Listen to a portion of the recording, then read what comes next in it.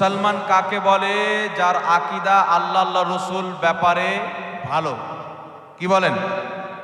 যেই ব্যক্তির অন্তরে আল্লাহ আল্লাহ রসুলের আদব আছে তাকে বলা হয় মুসলমান।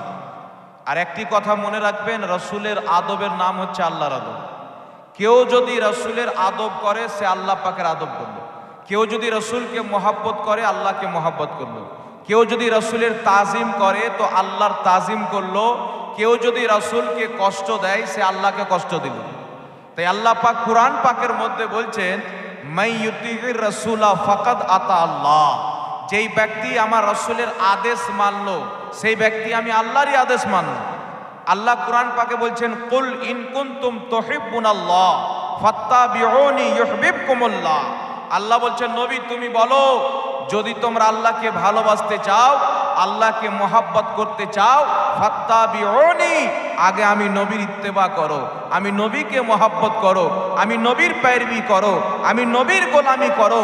যদি আমি মুস্তাফাকে রাজি করে নাও, আমি মুস্তাফাকে খুশি করে নাও, ওয়া ইউহিব্বুকুমুল্লাহ, আল্লাহ তোমাদেরকে ভালোবাসবে। নারে তাকবীর, নারে রিসালাত, নারে রিসালাত। আমি রাসূলকে ভালোবেসে নাও, আল্লাহ তোমাদেরকে ভালোবাসবে। এই আয়াতকে কেউ যদি সঠিকভাবে বুঝে নেয়, মুস্তাফা জানে রহমতের মোহাব্বতকে বুঝে যাবে। আল্লাহ পাক বলছেন, মেহবুব জগৎবাসীকে বলো, তোমরা যদি আল্লাহকে ভালোবাসতে চাও, ফাত্তাবিউনি, আমি নবীর ইত্তেবা করো, আমি নবীর पैरवी করো, আমি নবীর গোলামি করো।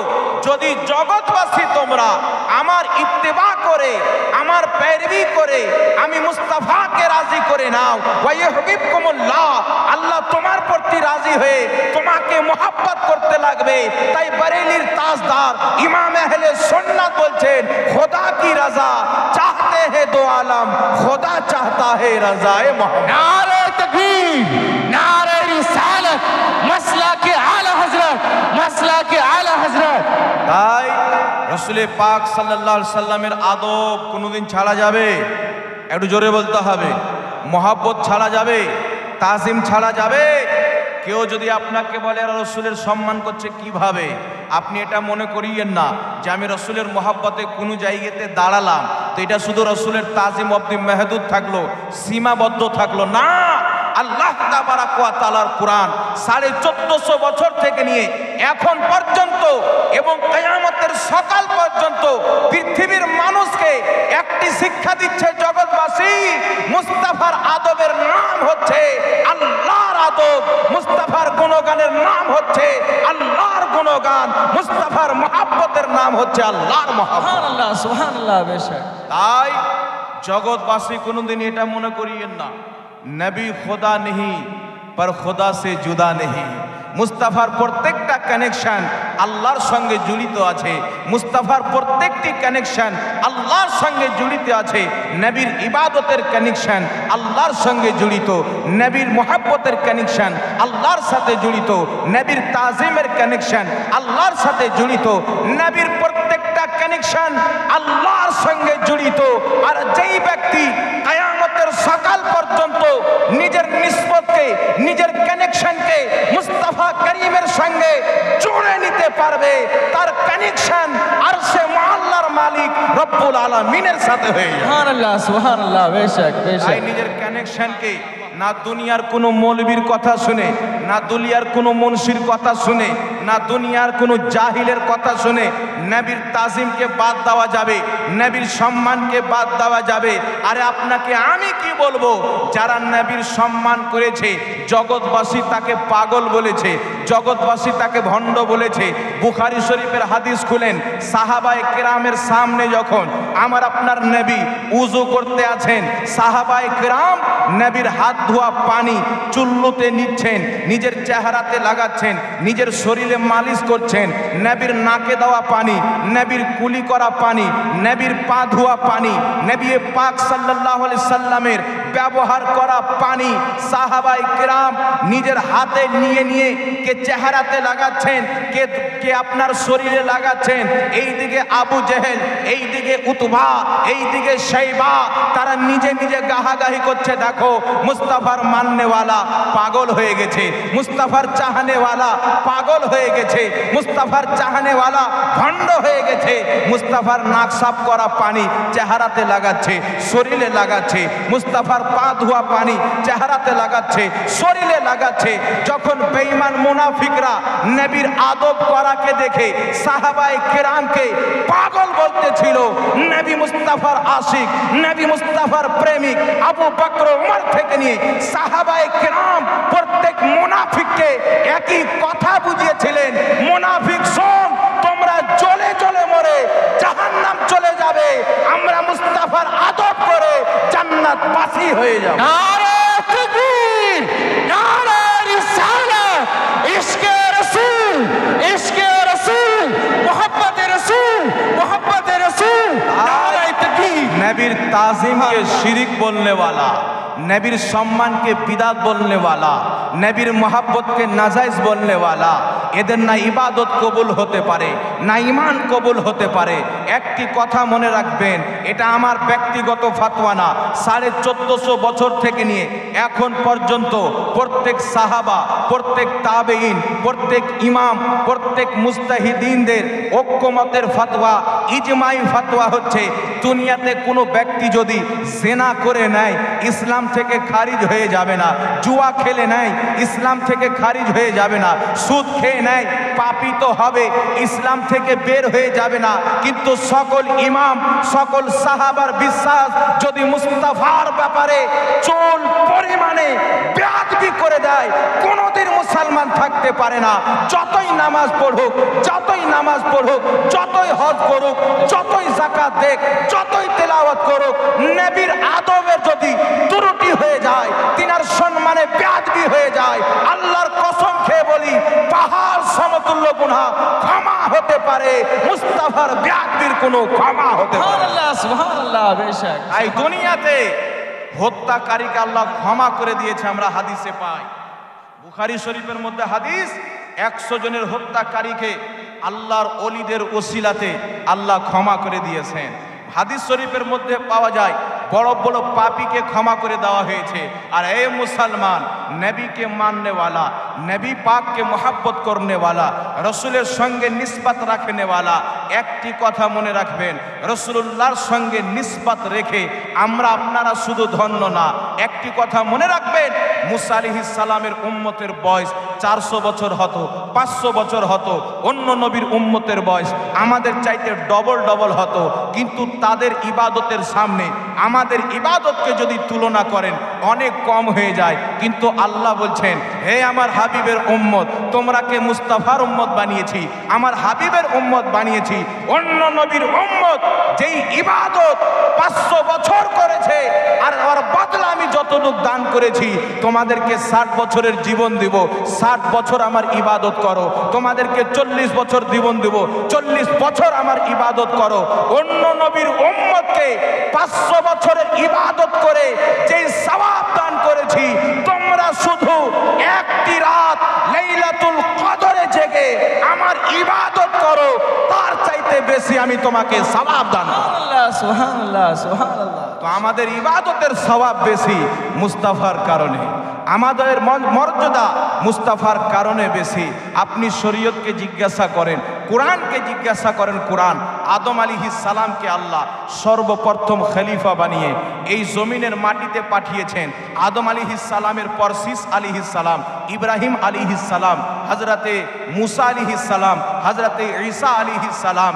এই কোরআন, এই আল্লাহ পাকের কালাম, তুমি বলো প্রত্যেক নবী তো দুনিয়াতে কদম রেখেছেন আমাদের নবীর পূর্বে, প্রত্যেক নবী তো দুনিয়াতে এসেছেন আমাদের নবীর পূর্বে, তিনাদেরকে আল্লাহ উম্মত দান করেছেন। এই কোরআন বলো মর্যাদা কাদের বেশি, সম্মান কাদের বেশি, মান সম্মান কাদের বেশি? তো কোরআন বলছে শোনো, যেমন নবীগণের মধ্যে আল্লাহর হাবিব মুস্তাফার তুলনা নাই, সমস্ত নবীর উম্মতের মধ্যে মুস্তাফার উম্মতের ইজ্জতের কোনো তুলনা হতে পারে না। সুবহানাল্লাহ, বেশক বেশক। তুমি ইজ্জত পেয়েছো রাসূলুল্লাহর কারণে, মান সম্মান পেয়েছো রাসূলুল্লাহর কারণে, নামাজ পেয়েছো মুস্তাফার দরবার থেকে, হজ পেয়েছো মুস্তাফার দরবার থেকে, যাকাত পেয়েছো মুস্তাফার দরবার থেকে, রোজা পেয়েছো মুস্তাফার দরবার থেকে, জমিন ও জামা পেয়েছো মুস্তাফার দরবার থেকে, চুনিন ও চুনা পেয়েছো মুস্তাফার দরবার থেকে। শুধু তাই নয়, আল্লাহর কালাম পবিত্র কুরআন পেয়েছো মুস্তাফার দরবার থেকে। শুধু তাই নয়, এক ওয়াহদাহু লা শারীক রব্বুল আলামিনের পরিচয় পেয়েছো, ঠিকানা পেয়েছো মুস্তাফার দরবার থেকে। নিজের পূর্বের ইতিহাসকে মনে করো, যখন তোমার পিতা মাতা বাপ দাদারা পাথরের পূজা করত, নিজের বেটিকে জীবিত পুঁতে দিত, যখন তারা মা বাপের অসম্মান করত, যখন তারা সুদে লিপ্ত ছিল, আল্লাহকে ভুলে কুফর ও শিরকের মধ্যে লিপ্ত ছিল, তোমাদেরকে যেই ব্যক্তি এক আল্লাহর ঠিকানা দিয়েছেন, তিনার নাম হচ্ছে মুহাম্মদ রাসূলুল্লাহ। তোমাদেরকে পাথরের পূজারি থেকে যিনি আল্লাহর পূজারি বানিয়েছেন, তিনার নাম হচ্ছে মুহাম্মদ রাসূলুল্লাহ। তাই তোমরা মনে রাখিও, তোমরা যা পেয়েছো মুস্তাফার দরবার থেকে পেয়েছো। তাই বরেলির সরতাজ ইমাম আহলে সুন্নাত আলা হযরত মুজাদ্দিদে আজম ইমাম আহমদ रजा खा फाजिले बरेलवी बोलছেন, वाह खुदा खुदा का यही है दर, नहीं और कोई मफर मकर, जो वहां से हो यही आके हो, जो यहाँ नहीं वो वहां। नारे तकबीर, नारे रिसालत, नारे रिसालत, मसला के आला हजरत, जश्न दस्तारी हिंद, नारे तकबीर। सुभानअल्लाह, माशाअल्लाह, बेशक। এই রাসূলের আদবে যা নেকি আছে, নামাজ পড়াতে তা নেকি নাই। রাসূলের মহব্বতে যা সওয়াব আছে, হজ করাতে তা সওয়াব নাই। কিন্তু নামাজ হচ্ছে আফজালুল ইবাদত, সকল ইবাদতের সরদার নামাজ। কিন্তু নামাজ চাইতে যে ইবাদতটি বড়, সেটি হচ্ছে হুব্বে রাসূল। জোরে বলেন সুবহানাল্লাহ, সুবহানাল্লাহ। সেটি হচ্ছে রাসূলের মহব্বত। কারণ রাসূলের মহব্বতের নাম হচ্ছে ঈমান। আর ঈমান নামাজের আগে না পরে? কথা বলেন, ঈমান নামাজের আগে না পরে? তাহলে আপনারাকে নামাজ কে এনে দিয়েছে? নামাজ কোথায় থেকে পেয়েছেন? রোজা কোথায় থেকে পেয়েছেন? কোরআন কোথায় থেকে পেয়েছেন? আল্লাহ পাকের ঠিকানা কোথায় থেকে পেয়েছেন?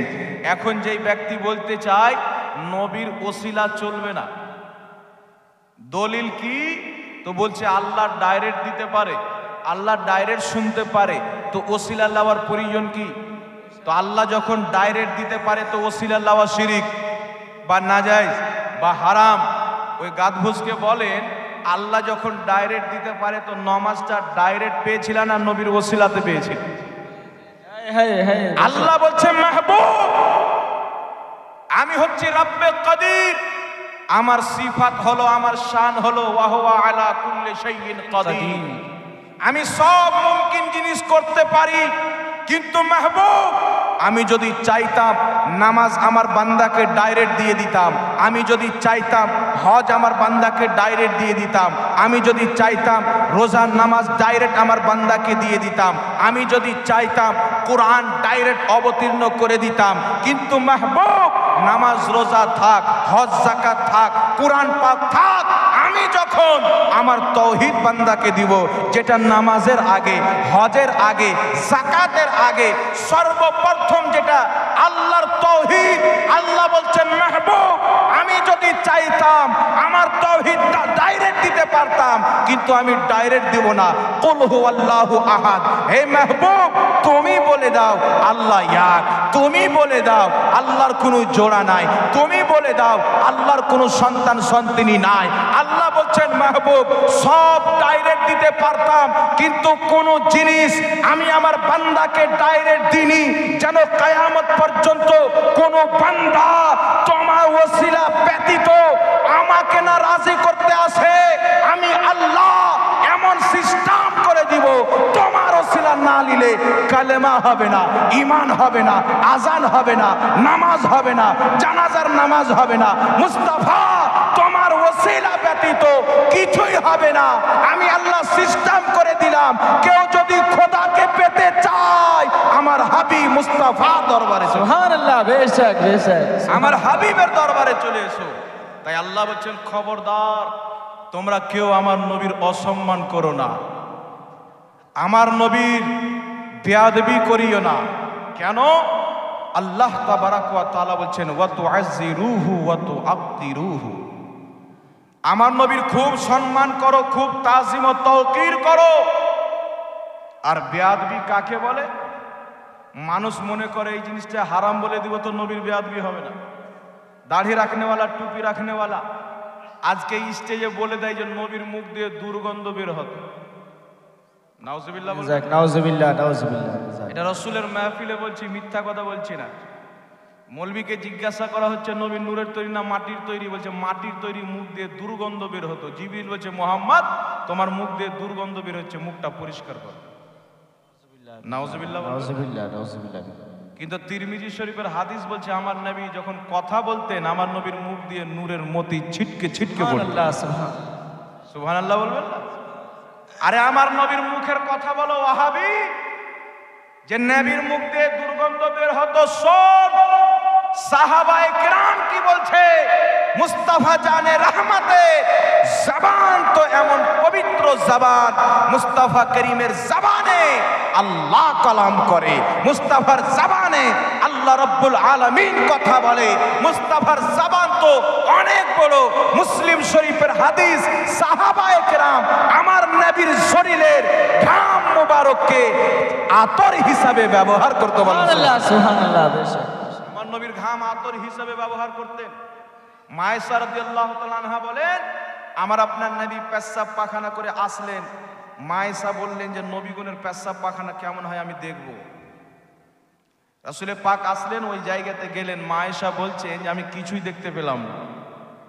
আমি যখন নাকটা নিকটে করলাম, কাছে করলাম, শুনলাম, তো যেই জায়গাতে আমার আপনার নবী পেশাব পায়খানা কাজায়ে হাজাত করেছিলেন সেই জায়গাতে কোনো গন্ধ ছিল না। মা আয়েশা বলছেন মুস্ক আম্বারের খুশবু বের হতো। যেই নবীর পেশাব পায়খানা মুবারক থেকে খুশবু বের হয়, আজ পর্যন্ত কেউ জানে না যে নবী পাকের পেশাব পায়খানা আমাদের মতন না কার মতো। কারণ নবীগণ যখন পেশাব পায়খানা করেন মাটির সঙ্গে সঙ্গে ক্রাশ করে নেন, ঢেকে দেন, কি বের হয় কেউ জানে না। মায়েশা বলছেন মুস্ক আম্বারের চাইতে বেশি সুগন্ধি। সুবহানাল্লাহ বলে। তো যেই রাসূলের পেশাব পায়খানার স্থান থেকে মুস্ক আম্বারের মতো খুশবু বের হয়, ওই রাসূলের জবান দিয়ে দুর্গন্ধ বের হতো, যে বলবে ওর ঈমান থাকবে? জোরে বলেন, ও মুসলমান হতে পারে? এই কাঠমুনসি আপনাকে এসে বলবে মিলাদ করিও না, কায়াম করিও না, নবীর নাম চুমন দিও না, ওকে একটাই কথা বলবেন শুনেন। আমাকে একটা কলকাতা থেকে লোক ফোন করেছে, মাস্টার, কলকাতা কোন স্কুলে তিনি চাকরি করেন। বলছে হুজুর আমি সালাম ক্যাম সব কিছু করতাম, আমাদের গ্রামে একটা হুজুর এসে বলছে এটা করা হারাম, এটা করা না যায়, তো আমি সব ছেড়ে দিয়েছি, তো ঠিক করেছি না ভালো করেছি? আমি বললাম যতদিন নবীর কলমা পড়েছিলে সব করেছিল, আজকে ওই মৌলবীর কলমা পড়েছো সব ছেড়ে দিয়েছো। তো যারা নবীর কলমা পড়েছে নবীর মহব্বত ছাড়বে? হাজরাতে বেলালকে গরম বালুতে লেটিয়ে দেওয়া হলো, শরীরের চামড়ার ছাল উখড়ে গেল, সিটকি দিয়ে মারা হচ্ছে। হাজরাতে বিলালে হাবশি বলছেন শোন, মারতে মারতে বেলালে জীবন চলে যেতে পারে, মুস্তাফার আদব মুস্তাফার মহব্বত কোনোদিন যাবে না। বলেন সুবহানাল্লাহ। কেন? अल्लाह की है सरताबा कदम शान है ये, इंसान ही इंसान वो इंसान है ये, कुरान तो ईमान बताता है इन्हें, पर ईमान ये कहता है मेरी जान है ये। जोरे হবে না সুবহানাল্লাহ? এই শুনেন, আগে আপনাকে বলি রাসূল পাক সাল্লাল্লাহু আলাইহি ওয়াসাল্লামের কি রকম আদব করতে হবে। আমি দুটি ওয়াকিয়া কোরআন থেকে শোনাবো, তারপরে আপনাকে আমি এইগুলো দলিল দেব নবীর মহব্বতে। আল্লাহ তাবারাক ওয়া তাআলার প্রিয় হাবিব সাল্লাল্লাহু আলাইহি ওয়াসাল্লামের আদব সাহাবার চাইতে বেশি কেউ করতে পারবে? সাহাবার চাইতে বেশি কেউ করতে পারবে? কেউ পারবে না। সাহাবাই কেরাম বসে আছেন, আমার নবী বসে আছেন, মজলিস, রসুলে পাক সাহিবে লাউলাক সাল্লাল্লাহু আলাইহি সাল্লামের দরবারে সাহাবা বসে আছেন। সাহাবা জিজ্ঞাসা করছেন, নবী আমার শিক্ষা দিচ্ছেন। সাহাবা মশলা জিজ্ঞাসা করছেন, নবী আমার মশলার উত্তর দিচ্ছেন। সাহাবা রাসূলুল্লাহর নিকট থেকে শরীয়ত শিখছেন। হঠাৎ করে একজন সাহাবীর আওয়াজ আমার আপনার নবীর আওয়াজ চাইতে হালকা বেশি হয়ে গেল। এখন এখানে আমি বসে আছি না, আপনাদের মাদ্রাসায় শিক্ষক আছেন, আপনি আসলেন, হুজুর আমাকে অমুক মশলা বলেন, কথা বলতে বলতে আপনার কথা আওয়াজ মৌলভী সাহেবের চাইতে বেশি হইতে পারে কি পারে না? রাসূল পাক সাল্লাল্লাহু আলাইহি সাল্লামের দরবারে অনেক সাহাবা আছেন, একজন সাহাবার আওয়াজ ভালো কথা বলতে গিয়ে আপনি চিন্তা করেন, আজকে আমাদের এখানে এমন একটি মাহফিল হচ্ছে, এই মাহফিলে কেউ খারাপ কথা বলতে পারবে? যতই চোর হোক, গুন্ডা হোক, বদমাইশ হোক, বাড়িতে মা বাপকে সালা বলে আর কিছু বলে গালি দিতে পারে, কিন্তু এই মাহফিলে এসে দিতে পারবে? তাহলে রাসূলুল্লাহর মাহফিলের তুলনা এই মাহফিলের সঙ্গে হবে? তো উনার মাহফিল কত আলা ছিলেন। सुनाने वाला मुस्तफा, सुनने वाला साहबा, सुनाने वाला मालिके जन्नत और सुनने वाला जन्नतेर बासिंदा। জোরে বলেন না সুবহানাল্লাহ। তাহলে ওই মাহফিলের কি আলাম হবে যেই মাহফিলে শোনাবেন আকা মুস্তাফা আর শুনবেন সাহাবায়ে কেরাম। তাই আলা হযরত ইমামে আহলে সুন্নাত ইমাম আহমদ রাজা খা ফাজিলে বরেলভি রাদিয়াল্লাহু তাবারাক ওয়া তাআলা আনহু বলছেন, ও কামালে হুসনে হুজুর है कि गुमाने नक्शे जहां नहीं, यही फूल खार से दूर है, यही शम्मा है कि धुआं नहीं। सुभान अल्लाह, बेशक बेशक। जोरे बोलो ना सुभान अल्लाह। जब हुस्न था उनका जलवा नुमा अनवार का आलम क्या होगा, हर कोई फिदा है बिन देखे दीदार का आलम क्या होगा। एक सिमते अली, एक सिमते उमर, सिद्दीक इधर उस्मान उधर, इन जगमग जगमग तारों में महताब का आलम क्या होगा। सुभान अल्लाह, बेशक। साहाबा तारकार নাই, रसूल আমার চন্দ্রর নাই, তবুও তুলনা দেওয়া যাবে না। चांद से तशबीह देना ये भी क्या इंसाफ है, चांद में तो दाग है, मेरे मुस्तफा का चेहरा साफ है। जोरे बोलते হবে না সুবহানাল্লাহ। আচ্ছা বিরাদর ইসলাম, সাহাবায়ে কেরামের মাহফিল, আকা মুস্তাফা সাল্লাল্লাহু আলাইহি ওয়াসাল্লাম বসে আছেন, সাহাবায়ে কেরাম কথা বলছেন, একজন সাহাবীর আওয়াজ আমার আপনার নবীর আওয়াজ চাইতে উঁচু হয়ে গেল, উঁচু হয়ে গেল। তো উঁচু হয়ে গেল তো কোন সাহাবীর আওয়াজ জানেন?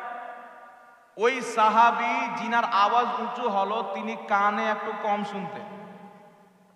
আচ্ছা, যিনি কানে কম শুনবেন এটা স্বাভাবিক, একটু বলবে জোরে, আছে না নাই? তো আল্লাহ জানেন কি জানেন না? জোরে বলেন। কোয়ালিটি সিস্টেমটা আল্লাহই দিয়েছেন, কানে কম শুনলে বলাবো জোরে, এটা আল্লাহ সিস্টেম করেছেন। আল্লাহ জানেন আমার এই সাহাবী কানে কম শুনছেন, একটু জোরে বলবেন, কিন্তু কার দরবারে? মুস্তাফার দরবার। তুমি কানা হও, ন্যাংরা হও, লুল্লা হও, বহেরা হও, যে কোনো অবস্থায় থাকো, মুস্তাফার আদব সব সমাতে ফরজে আইন। জোরে বলেন সব সমাতে জরুরি। আল্লাহ জানছেন আমার এই বান্দা, আমার হাবিবের সাহাবী কানে কম শুনছেন, একটু কারণ থাকার কারণে আওয়াজ উঁচু হয়ে গেল, যাও আমি ক্ষমা করে দিলাম। কিন্তু আল্লাহ বলছেন না, আমার মুস্তাফার আদবে কোনো দুই রায় চলবে না, আমার মুস্তাফার আদবে এদিক ওদিক চলবে না। আল্লাহ বলছেন, জিবরিল যাও গিয়ে আমার নবীর সাহাবীকে বলো, ইয়া আইয়ুহাল্লাযীনা আমানু লা তারফাউ আসওয়াতাকুম ফাওকা সাওতিন নবী ওয়ালা তাজহারু লাহু বিল কওলি কাজহরি বা'দিকুম লিবা'দিন আন তাহবাতা আমালুকুম ওয়া আনতুম লা তাশউরুন। আল্লাহ বলছেন, জিবরিল যাও আমার নবীর উপরে আয়াতটি অবতীর্ণ করে দাও, সঙ্গে সঙ্গে জানো ইমানদার সাহাবা জেনে নেয়। আল্লাহ বলছেন, হে ইমানদার, খবরদার তোমাদের আওয়াজ জানো আমার নবীর আওয়াজ চাইতে উঁচু না হয়, যদি হয় তোমাদের সব আমল ধ্বংস হয়ে যাবে, তোমরা বুঝতেই পারবে না, সব আমল বরবাদ হয়ে যাবে, তোমরা বুঝতে পারবে না। কাকে বলছেন? ওই সময়তে আমার আপনার মতো মুসলমান ছিল না। সাহাবায়ে কেরাম নামাজ পড়ছেন মুস্তাফার পিছনে, নামাজ পড়ছেন মুস্তাফাকে দেখে। ওই সাহাবাকে আল্লাহ বলছেন, তোমাদের আওয়াজ যদি নবীর আওয়াজ চাইতে উঁচু হয়ে যায়, সমস্ত আমল ধ্বংস হয়ে যাবে, তোমরা বুঝতে পারবে না। নামাজ পড়েছেন মুস্তাফার পিছনে, কিন্তু নবীর আওয়াজ চাইতে যদি আওয়াজ উঁচু হয়ে যায়, নবীর পিছনে নামাজ পড়েছেন, তবুও বরবাদ হয়ে যাবে। এখন কি বুঝতে পারলেন? আজকের হুজুরের পিছনে নামাজ পড়নেওয়ালা, আজকের মুফতির পিছনে নামাজ পড়নেওয়ালা, আজকে মৌলবীর পিছনে নামাজ পড়নেওয়ালা জাতিকে শিক্ষা দিচ্ছেন নবীর সম্মান বড় ভাইয়ের মতো করতে হবে। নবী আমাদের মতো একজন মানুষ ছিলেন, নবী অমুক ছিলেন, নবী লিখতে জানতেন না, নবী পড়তে জানতেন না। শোন, পৃথিবীর মানুষ তোকে কিছু না বলতে পারে, রব্বুল আলামিন ছাড়বে না। আমার আল্লাহ পবিত্র কুরআন পাকে এটাই শিক্ষা দিয়েছে, আমি সব ক্ষমা করতে পারি, আমার মুস্তাফার বেয়াদবি আমি আল্লাহ ক্ষমা করব না। বল সুবহানাল্লাহ, সুবহানাল্লাহ। রাসূলুল্লাহর বেয়াদবি ক্ষমা হবে না। তো আল্লাহ সাহাবাকে কি আদব শিখাচ্ছেন? আওয়াজ যেন আমার নবীর আওয়াজ চাইতে উঁচু না হয়। তাই আলিমের দরবারে বসবেন, আওয়াজটাকে নিচে রাখবেন। একদল লোক এসছেন, নবী পাকের বাড়ির সামনে দাঁড়িয়ে আছেন। ইয়া রাসূলুল্লাহ, বাইরে আসেন। ইয়া রাসূলুল্লাহ, আমাদের হাজত আছে, বাইরে আসেন, প্রয়োজন আছে। আল্লাহ পাক আয়াত দিয়ে পাঠাচ্ছেন, ইন্নাল্লাযীনা ইউনাদুনাকা মিন ওয়ারাইল হুজুরাত আকসারুহুম লা ইয়াকিলুন। আল্লাহ বলছেন, হ্যাঁ যারা, আল্লাহ বলছেন মেহবুব, যারা তোমাকে বাড়ির বাইরে থেকে ডাকছে, এদের মধ্যে অধিকাংশ লোক আকল রাখে না, নলেজ রাখে না। কত সুন্দর হতো, ওরা দাঁড়িয়ে অপেক্ষা করত যখন তুমি বাড়ি থেকে বের হতে, তখন তারা তোমার সঙ্গে কথা বলতো। জোরে বলেন সুবহানাল্লাহ, সুবহানাল্লাহ। আল্লাহ কি শিক্ষা দিচ্ছেন? তাই বিরাদর ইসলাম একটি কথা মনে রাখবেন, নবী পাক সাল্লাল্লাহু আলাইহি ওয়াসাল্লামের আদব আজকে পর্যন্ত কোনো ফিরকার লোক করতে পারেনি। আমরা দেখছি নামাজ পড়ছেন, রোজা রাখছেন, অসুবিধা কি? ওর নাম আব্দুর রহমান, আব্দুল মুস্তাফা, আব্দুল গাফফার, আমারও নাম আব্দুর রহমান। ও কোরআনকে মানে, ও আল্লাহকে এক মানে, ওরও মসজিদে আজান হয়, আমারও মসজিদে আজান হয়। সমস্যাটা কি আছে? কিন্তু আমার নবী সাল্লাল্লাহু আলাইহি ওয়াসাল্লাম গায়বের সংবাদদাতা নবী, গায়বদার নবী। আজ থেকে 1450 বছর পূর্বে আপনার আমার মতন সুন্নি সহিহুল আকীদা মুসলমানকে স্পষ্ট বুঝিয়ে দিয়েছেন, এই আমার উম্মতেরা খবরদার থাকবা, সচেতন থাকবা, কারণ আমার উম্মতের নামে 73টি ফিরকা হবে, কুল্লুহুম ফিন্নার, সবাই জাহান্নামে যাবে। দাড়ি সবাই রাখবে, রোজা সবাই করবে, হজ সবাই করবে, যাকাত সবাই দিবে, মসজিদ সবাই বানাবে, মাদ্রাসা সবাই বানাবে। জাহান্নামী কেন হবে? মুস্তাফার বেয়াদবি করার কারণে, আল্লাহর বেয়াদবি করার কারণে, আল্লাহ ওয়ালাদের বেয়াদবি করার কারণে। কুল্লুহুম ফিন্নার, সবাই জাহান্নামে যাবে, ইল্লা মিল্লাতান ওয়াহিদা, একটি দল জান্নাতে যাবে। মানা আলাইহি ওয়া সাহাবী, যে আমার সাহাবীর সুন্নাতে চলবে, ওই দলটি হবে জান্নাতি দল। জোরে বলুন সুবহানাল্লাহ, সুবহানাল্লাহ, সুবহানাল্লাহ। আল্লাহু আকবার, আল্লাহু আকবার। ইয়া রাসূলুল্লাহ, ইয়া আলী, ইয়া গাউসিয়া, ইয়া খাজা, জিন্দাবাদ। আল্লাহ। একটি দল জান্নাতে হবে যে আমার সাহাবার তরিকাতে চলবে। জোরে বলুন না সুবহানাল্লাহ, সুবহানাল্লাহ, সুবহানাল্লাহ। নবী পাক সাল্লাল্লাহু আলাইহি সাল্লামকে দাঁড়িয়ে সম্মান করা সুন্নাতে সাহাবা। নবী পাক সাল্লাল্লাহু আলাইহি সাল্লামের নাম শুনে বিরুদ্ধ আঙুল চুমুন দিয়ে চোখে লাগানো, এটাও সুন্নাতে সাহাবা। জোরে বলবেন না সুবহানাল্লাহ, সুবহানাল্লাহ। দলিল লাগবে কি লাগবে না? এখন কিছু মৌলবি বেরিয়েছে, একটা আপনাদের পশ্চিমবঙ্গের মৌলবি আছে, মানুষকে বলছে যে কায়ামের বয়স হলো 150 বছর, মানে কুয়ার ব্যাং, কুয়াতে আছে তো মনে করছে এটাই দুনিয়া, বাইরে কিছু নাই। এবার বালতি একজন ফেলেছে, বালতিটা তুলছে তো বেরিয়ে এসে দেখছে তো দুনিয়া তো আরো আছে। ও সামনে দেখছে কিছু পাহাড় দেখতে পেয়েছে, বলছে পাহাড়ের পাশে আর কিছু নাই। তো এই মৌলবিরা হলো কুয়ার ব্যাং। কার ব্যাং? কুয়ার ব্যাং। নিজের বাপ দাদাকে ফোন করছে, হুজুর আমি একটা স্টেজে ক্যাম্প করিনি, তো কেউ বলেছে আমি লাত দিয়ে ফেলে দিতাম, কেউ বলেছে চাপ্পাল মারতাম, জুতা মারতাম, তো আমি কি ঠিক করেছি না ভুল করেছি? তো ইবলিসকে যদি আবু জেহেল ফোন করে যে আব্বা আমি নবীর উপরে কলমা পড়িনি, ঈমান আনিনি, আমি ঠিক করেছি না ভুল করেছি, তো ইবলিস কি বলবে? ভুল করেছি। হ্যাঁ, ইবলিস তো বলবে যে চাঙ্গা কাজ করেছিস, আমার শের, আয় বেটা আয়, জাহান্নামের দরজা তোর জন্য ফ্রি, আমার জন্য ফ্রি, বলবে কি বলবে না? কিন্তু যদি মুমিন মুসলমান থাকতো তো বলতো যে এ গাধা, তুই কার আদব করতে স্টেজে গিয়েছিলি? স্টেজ নবীর, মাননেওয়ালা নবী, বক্তব্য দিলি নবীর হাদিস কোরআন থেকে, আর নবীর জন্য যখন দাঁড়াবে পেটে ব্যথা হয়ে গেল, তো তোর মধ্যে ইবলিসের চরিত্র কেন? ইবলিসের চরিত্র কেন তোর মধ্যে? ইবলিস বলছে আল্লাহ যতদিন বাঁচিয়ে রাখবে নামাজ পড়বো, সেজদা করব, কপাল ফাটিয়ে দেবো, ঘাটটা ফেলে দেবো, কিন্তু আদমের সামনে জীবনে ঝুঁকবো না। হযরত নূহ আলাইহিস সালামের কিস্তি যখন জুতি পাহাড়ে লাগলো, ইবলিস এসে বলছে হুজুর আল্লাহকে বলেন আমাকে ক্ষমা করে দিন। নূহ আলাইহিস সালাম বলেন আল্লাহ ইবলিসকে ক্ষমা করার কি কোনো রাস্তা নাই? আল্লাহ বলছে ইবলিসকে বলো যে আমার আদমের কবরকে সেজদা করবে। ইবলিস বলছিল জিন্দাতে করিনি আর মরার পর, নাউজুবিল্লাহ বলবেন না? তো তো ইবলিসের চরিত্র এদের মধ্যে। নরেন্দ্র মোদীকে মাদ্রাসায় ডেকেছে ওই একজন বিজেপির নেতাকে, কাট্টার আরএসএস ইসলাম বিরোধী লোক, মাদ্রাসায় ডেকেছে একটা মিটিং এর জন্য। তো জুতো পরছে তো ঢুকে না, তো ওদের মাদ্রাসার সবচাইতে বড় মৌলবি ঝুঁকে জুতো পড়াচ্ছে পায়ে। আপনি মাজারে গিয়ে ঝুঁকে আল্লাহওয়ালার মাজার মনে করে চুমন দিয়ে দেন, শিরিক কেন বলছে, গায়রুল্লাহর সামনে ঝুঁকে গেল। ওই লোকটা এক জায়গাতে গিয়ে চাপ্পাল পড়ছে। আচ্ছা চাপ্পাল পড়লে ঝুঁকতে হয় কি হয় না? আমি এখন জুতো পরে আসলাম, তো ঝুঁকে এটা লাগাইতে হবে কি হবে না? ওটাও শিরিক হবে কিনা? সাইকেলের পাংচার দেবেন, ঝুঁকতে হবে, শিরিক। উজু করবেন, পাও ধুইতে হবে, মাথাটা ঝুঁকে, ওটাও শিরিক। তো শুধু ঝুঁকলি শিরিক হয়? এই জোরে বলেন। কাউকে আল্লাহ মনে করে আপনি যদি দাঁড়ান তবুও শিরিক হবে। কাউকে আল্লাহ মনে করে যদি আপনি ঘুমান তো শিরিক হবে। আল্লাহ ব্যতীত কাউকে আল্লাহ মনে করা শিরিক, কিন্তু আল্লাহ ওয়ালাদের মাজার মুবারক চুমুন দিলে এটা শিরিক হবে না। কেন? হাকিম আল মুস্তাদরাক আলা সহিহাইনের মধ্যে হাদিস, হযরতে বিলাল রাদিয়াল্লাহু তাআলা আনহুকে আমার নবী স্বপ্নতে বলছে, বেলাল তুমি আমাকে ছেড়ে চলে গেছো, দেখা টাকা করবে না? হযরতে বিলাল নবী পাককে দেখে সহ্য করতে পারলেন, বলছে মদিনায় ছেড়ে দেবো, যত মদিনাতে থাকবো তত রাসূলুল্লাহর ইয়াদ আসবে, স্মরণ আসবে। বিদেশ চলে গেছেন, নবী পাক স্বপ্নতে বললেন, ছুটে এসে নবী রওজা মুবারককে ধরে নিলেন, নিজের চেহারাকে লাগিয়ে নবী মুস্তাফার রওজা মুবারককে চিপকে ধরে অনেকক্ষণ পর্যন্ত বেলাল চোখের পানি জমিনে ফেলেছে, বলেন সুবহানাল্লাহ। হযরতে আনাস বিন মালিক রাদিয়াল্লাহু তাআলা আনহু নবী পাকের রওজা মুবারকের চেহারা রেখে চুমুন দিচ্ছেন। সামনে মারওয়ান যাচ্ছে, মারওয়ান বলছে, এই লোকটা তুমি কি করছো, কি করছো? মানে ওই জামানায় যে নজদি ছিল। হযরতে আবু আইয়ুব আনসারী রাদিয়াল্লাহু তাআলা আনহু যখন মাথা তুললেন, তো মারওয়ান দেখছেন বিখ্যাত সাহাবী আবু আইয়ুব আনসারী, এ চুপ হয়ে গেল।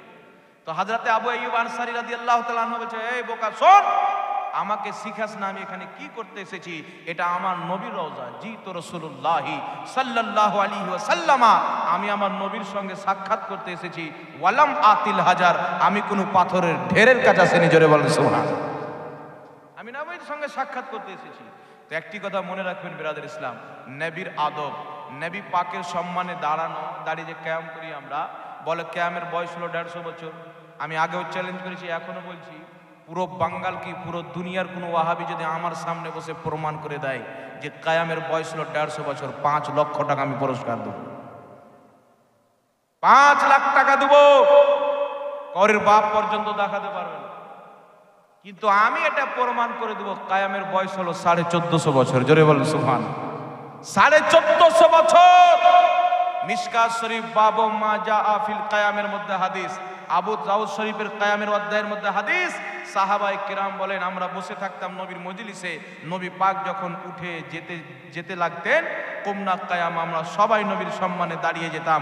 অতক্ষণ পর্যন্ত নবীকে দাঁড়িয়ে সম্মান করতাম যতক্ষণ পর্যন্ত নবী পাক নিজের স্ত্রীগণের মধ্যে কোনো একজনের হুজরাতে না পরিবেশ করবে, জোরে হবে না সুবহানাল্লাহ।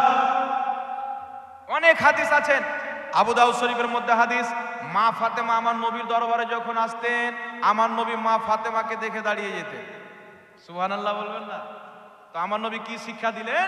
যদি আমার উম্মতের মধ্যেও কোনো সম্মানিত ব্যক্তি আলিম উলামা থাকে, তারও সম্মানে দাঁড়াও, তুমি সওয়াব পাবে। আমি নবী ফাতেমার সম্মানে দাঁড়িয়ে বুঝিয়ে দিলাম। আমার নবী মা ফাতেমার বাড়ি যাচ্ছেন, মা ফাতেমা আমার নবীকে দেখে দাঁড়িয়ে যাচ্ছেন, জোরে বলেন না সুবহানাল্লাহ।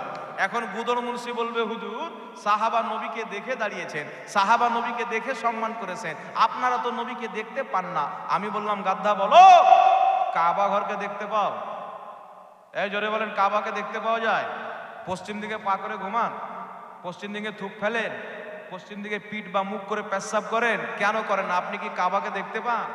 তো যদি কাবার সম্মান না দেখে করা হয়, তো কাবারও কাবা শাহিন শাহেদ আলমকে না দেখে সম্মান করা জায়েজ কি না জায়েজ থাক, মুস্তাফাকে সব সময় সম্মান করা এটা উম্মতের প্রতি ঈমানি দায়িত্ব, জোরে বলেন সুবহানাল্লাহ। জি, নবী আমার কাবারও কাবা, কেন জানেন? আমার আপনার নবী সাল্লাল্লাহু আলাইহি ওয়াসাল্লাম একদিন হযরতে বেলালকে বলছেন, বেলাল সব দিন প্রত্যেক দিন তো তুমি কাবা ঘরের নিচে দাঁড়িয়ে আজান দিয়েছো, কাবার দিকে মুখ করে, আজকে কাবার উপরে চড়ে আজান দাও। হযরতে বেলাল নবী পাক বললেন, হুট করে কাবা ঘরে চেপে গেছেন, রাসূলুল্লাহর আদেশ, কাবা ঘরে চেপে কানে হাত দিয়ে আজান দেবে, দেখছে সামনে কাবা নাই, কাবা আমার পায়ের তলায়। এখন আজান দিব কোন দিকে মুখ করে? তো হাজরাতে বেলাল চিন্তায় পড়ে বলছে, হুজুর আজান কোন দিকে মুখ করে দেবো? কাবা তো নিচে।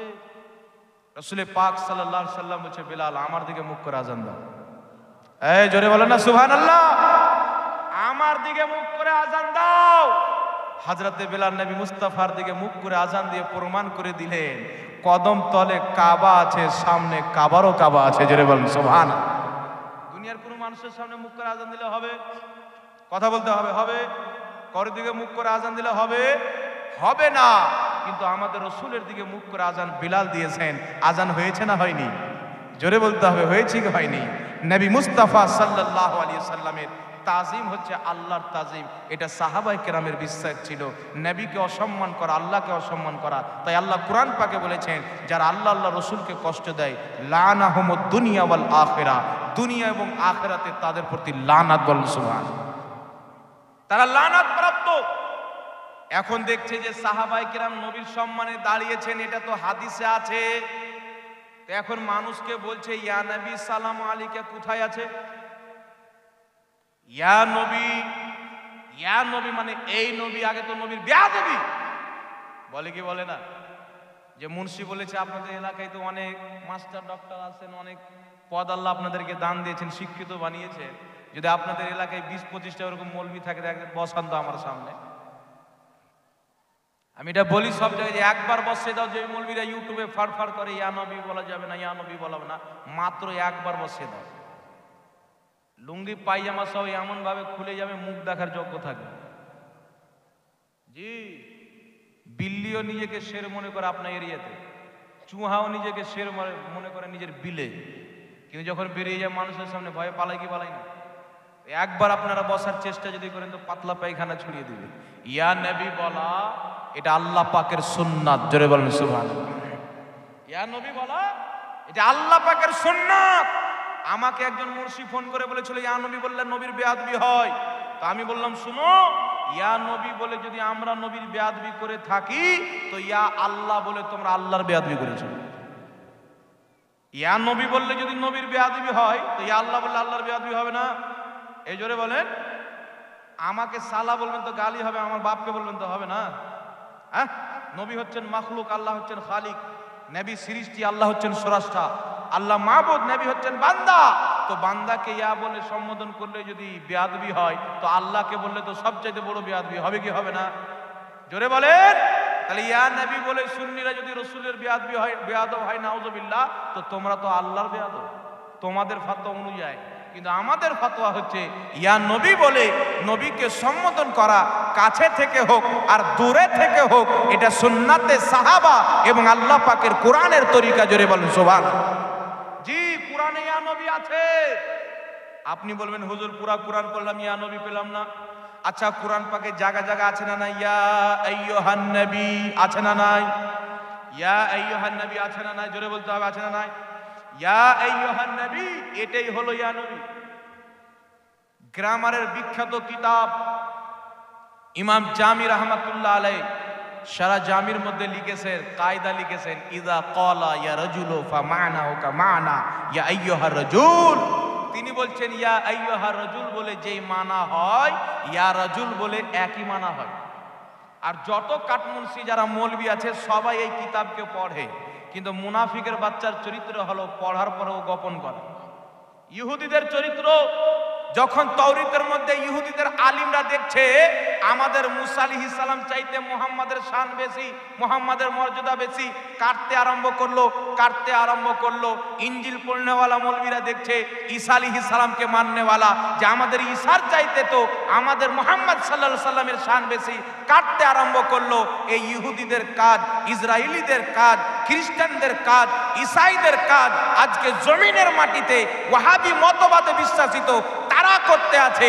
জানার পরেও জাতিকে গুমরাহ করে, জানার পরেও জাতিকে বেঈমান করে। কিন্তু যুগের শ্রেষ্ঠ ইমামরা বলেছেন, যেই ব্যক্তি ইয়া নবী বলল, ওই ব্যক্তি ইয়া আইয়ুহান নবী বলল। বলেন সুবহানাল্লাহ।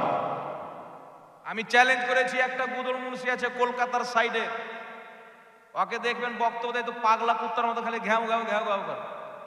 ওর কাজ কিছু নাই, একটা হাদিস ওর বাপও পড়তে পারে না, ও তো পারে না, ওর আব্বাও পারে না। ওই কাঠমুন্সি আবার চিকড়া, সাবে বারাতে রোজা রাখলে জাহান্নামে যাবে, মিনহা খালাকনাকুম বলে মাটি দিলে জাহান্নামে যাবে, ইয়া নবী বললে জাহান্নামে যাবে। মনে হচ্ছে জান্নাত আর জাহান্নাম ওর বাপ বানিয়েছে। হ্যাঁ, যাকে পাশে জাহান্নামে যাবে, যাকে পাশে জাহান্নামে যাবে। পাগলা লোক কোথাকার। নবীর বেয়াদবি যারা করবে তারাই জাহান্নামে যাবে, নবীকে মুহাব্বত যারা করবে তারাই জান্নাতে যাবে। আর আমি এটা 100% চ্যালেঞ্জ দিয়ে বলি, ওয়াহাবিদের ফতোয়া অনুযায়ী সুন্নি জান্নাতি, ওয়াহাবি জাহান্নামী। তাদের ফতোয়া অনুযায়ী। কেন? আমার দিকে লক্ষ্য করেন। ওয়াহাবিদের একজন গুরু বলছে যে কোনো পীর ওলি তো দূরে থাক, যে কোনো মুসলমানকে বাঁচাবে, মুহাম্মদ রাসূলুল্লাহ সাল্লাল্লাহু আলাইহি সাল্লাম নিজেই টেনশনে থাকবে, উনি নিজেই ভ্যাল ভ্যাল করে তাকিয়ে থাকবে, ওনার নেকির পাল্লা ভারী হচ্ছে না গুনার পাল্লা ভারী হচ্ছে। এই নাউজুবিল্লাহ বলবেন না? আমার নবী নিজেই টেনশনে থাকবে, ভ্যাল ভ্যাল করে তাকিয়ে থাকবে, মিজানের দিকে নেকির পাল্লা ভারী হচ্ছে না গুনার পাল্লা। এর মানে কি বুঝতে পারলেন? নবীও কিছু করতে পারে না, উনি তো নিজেই ব্যস্ত থাকবে। ও কথাটা ভুল বলেনি। ওদের দলের লোকের নবী কিছুই করবেন না, ইমাম আহমদ রাজা দলের লোকের নবী পাক করবে। জোরে বলেন সুবহান। सबने शबे महशर ललकार दिया हमको, ए बेकसों के आका अब तेरी दोहाई है। আদম ফিরিয়ে দিবে, ঈসা নবী ফিরিয়ে দিবেন, প্রত্যেক নবী বলবেন ইজহাবু ইলা গায়রি, মুহাম্মদ রাসূলুল্লাহ বলবে আনা লাহা, আমার কাছে চলে এসো। আমার নবী বলছেন, ইবনে মাজাহ শরীফের মধ্যে সহিহ সনদে হাদিস বর্ণিত হয়েছে, শাফাআতি লিআহলিল কাবাইরি মিন উম্মতি, আমার উম্মতে যারা বড় বড় পাপ করেছে আমি মুস্তাফা জাহান্নাম থেকে বাঁচিয়ে জান্নাতে নিয়ে যাব। বলেন সুবহানাল্লাহ। জাহান্নাম থেকে বাঁচিয়ে কোথায় নিয়ে যাব? জান্নাতে। যারা বড় বড় পাপ করেছে তো নবী জান্নাতে নিয়ে যেতে পারে, এটা নবীর আকীদা, আর এটা সুন্নিদের আকীদা। ওয়াহাবি বলছেন নবী নিজেই টেনশনে থাকবে। তো কি বুঝতে পারলেন? তাদের ফতোয়া অনুযায়ী তাদের নবী কোনো কাজে আসবে না, কাজে আসবে তো সুন্নিদের কাজে আসবে। জোরে হবে না সুবহানাল্লাহ? সুন্নিদের কাজে আসবে। এইবার থাকলো ইয়া নবী বলা, একটি গ্রামার পেলেন, কোরআন থেকে প্রমাণিত হলো। একটি কথা মনে রাখবেন, যারা আরবি গ্রামার জানেন বা যারা মোবাইল চালান, গুগলে গিয়ে লিখবেন, আরবি লিখবেন যেন তার মানা বাংলাতে চলে আসে। ইয়া আইয়ুহান নবী লিখবেন, আর অর্থ হচ্ছে হে নবী বাংলাতে। ইয়া নবী লিখবেন, আর অর্থ হচ্ছে হে নবী। আইয়ুহান নবী লিখবেন, আর অর্থ হচ্ছে হে নবী। ইয়া হচ্ছে হারফে নিদা, নবী হচ্ছেন মুনাদা। কি বুঝতে পারলেন? ইয়া আইয়ুহান নবী, ইয়া নবী, আইয়ুহান নবী, তিনটা শব্দ এক। যদি কোরআন পাকে সরাসরি না থাকার কারণে ভুল হয় তো আইয়ুহান নবী কোরআন পাকে আছে? হ্যাঁ, ইয়া আইয়ুহান নবী আছে, আইয়ুহান নবী আছে। তো নামাজের মধ্যে বললেন আসসালামু আলাইকা আইয়ুহান নবী, বলি কি বলি না? কিন্তু দূর থেকে নবীকে ইয়া নবী বলা এটা শুধু জায়েজ না, আমার নবীর হাদিস থেকে প্রমাণিত। ফুতুহুস শাম বলে একটি কিতাব আছে, আজ থেকে প্রায় 1200 বছর পূর্বে লেখা, কম গেছে। সেই কিতাবের মধ্যে লেখা আছে, সাইয়েদনা খালিদ বিন ওয়ালিদ রাদিয়াল্লাহু তাআলা আনহু যখন যুদ্ধের ময়দানে যাচ্ছেন, কাফিরদের সংখ্যা অনেক, মুসলিমদের সংখ্যা কম, লড়াই হবে। হযরতে খালিদ বিন ওয়ালিদ রাদিয়াল্লাহু তাআলা আনহু যুদ্ধ যখন চালু হয়েছেন, একটা পাহাড়ের উঁচুতে গিয়ে ডাক দিচ্ছেন, ইয়া মুহাম্মাদা, ইয়া মুহাম্মাদা, আমার আপনার নবীকে পাহাড়ের উপর দিয়ে ডাক দিয়ে বলছেন, ইয়া রাসূলুল্লাহ সাহায্য করুন, ইয়া রাসূলুল্লাহ সাহায্য করুন। খালিদ বিন ওয়ালিদ পাহাড়ের উপর থেকে মুস্তাফা